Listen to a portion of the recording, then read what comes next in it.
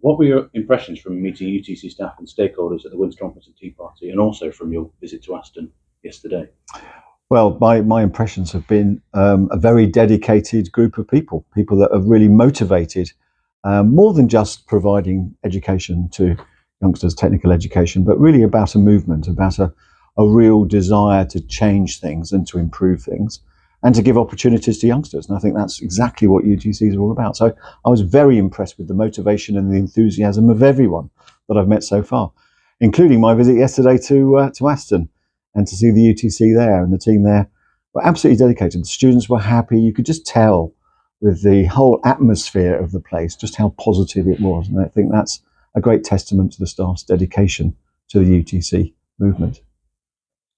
You said in your keynote to the conference that you want more employer engagement in the UTC programme. Can you elaborate on what that might look like? Absolutely. I think we have some employers which are very engaged, understand the value of UTCs, but there is also a lot of other employers out there that actually need a bit more education about it and need to understand and get enthused about it. A lot of it's place-based, I've noticed as well. So it depends on where those employers are and what they're doing and what the skills situation looks like, and encouraging youngsters into the professions, particularly around engineering and manufacturing. But every time I talk to an employer about the UTC idea and about the UTC progress that we've seen so far, they are enthusiastic. So I think it's about getting the message out to many more than the group we've got at the moment. I mean, the group we've got at the moment, once they're in, really enthusiastic, very, very supportive, are our best advocates. So we can get more on board, really move that movement forward. I think that's the future. Okay, fantastic. What do employers make of the industrial strategy from the government? Well, the industrial strategy is a fantastic opportunity to bring together the resources of the skills agenda in general, which includes the whole education programme towards technical education, and then the apprentice programmes, and then the graduate programmes, and convening them around some key objectives for the next 10 years. And we've got some very large, you can see them as challenges or opportunities, but the net zero transition, for example, will create hundreds of thousands of new engineering jobs in this country. And if we do it right, we can keep that on shore and grow what we're doing locally in the UK and grow those good quality jobs and really create those opportunities for our youngsters to come through into those professions. But we've got to convene everything into a plan that sets out clearly what those priorities are. And that's what the industrial strategy is all about, because otherwise government goes off in all different directions with different departments having different agendas, and we miss out on inward investment and all the other things. And so now is our unique opportunity to really put things on a very clear footing for the next 10-year period. It's important we keep mentioning 10 years because it's on a statutory basis. It's outside the parliamentary cycle, so it's not subject to constant political chop and change as we've seen before. And everyone's very excited about that. But obviously, we've got to work hard to make sure that happens. We're in the consultation phase at the moment. The strategy draft is due out at the spending review whenever that comes through, which I think is going to be sometime in the summer at this stage as we sit here. But at the moment, they've had 3,000 submissions in from many, many stakeholders in all different areas around the industrial strategy. And we are working very closely. We're all working very closely with government to try to set out what those priorities are going to be over the short term. So it's a great opportunity for this country.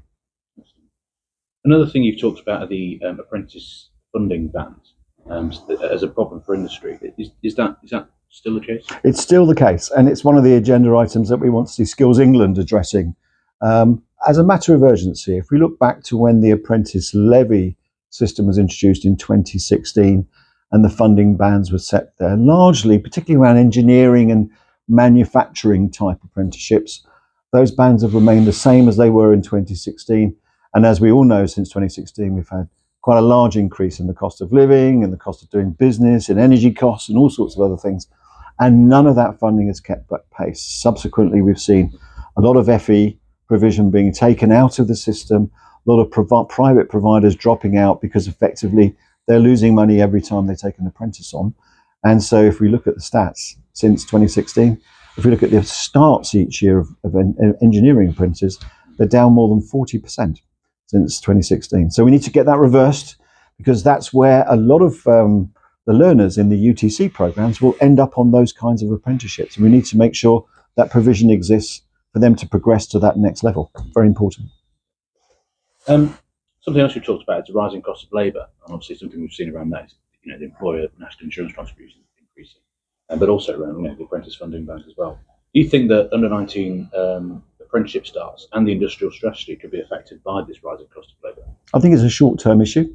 I think we are certainly going to see a dampening effect from the rise in employment costs this year, particularly as it comes in April, and we'll see this year that sort of everyone readjusting. They'll be limiting investment, cutting money out of that. They'll be hiring less people. They'll be freezing salaries, and then we'll get through that program, and then we'll be back onto growth. So I think what it's done is dampened growth for this year.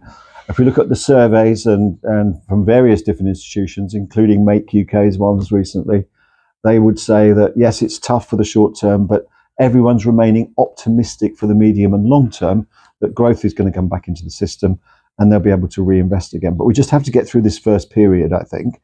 So this year maybe it's going to be dampened, but hopefully we can recover after that. So I think, and if you think about training, skills, if you think about education, that's a longer term pursuit rather than the short term problems of cost reduction. So I think for this year it might be quite difficult. After that, we'll be back into growth again, I think.